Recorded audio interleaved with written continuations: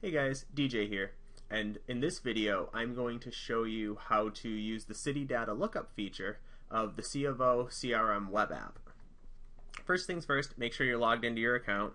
If you're not logged in, you have to log in first to have access to the page. As you can see on my screen, I'm already logged in. So once you're logged in, you want to go up to the cofo lookup tab, click on that, and we're taken to the cofo lookup page. And for this video, we're going to look up the city of Southgate. So we scroll down and find Southgate, click on that, and all we have to do now is we click the submit button. And voila, there's all the information we need for the city of Southgate. All the different all the different department phone numbers, different information on the CFO, the city website, and anything else you might need to know, the city hall location. And this is great because you can access it both from the web and from your mobile device. So if you're on the road and need some information, with just the press of a button or two, you can get to this page. And that's all for this video.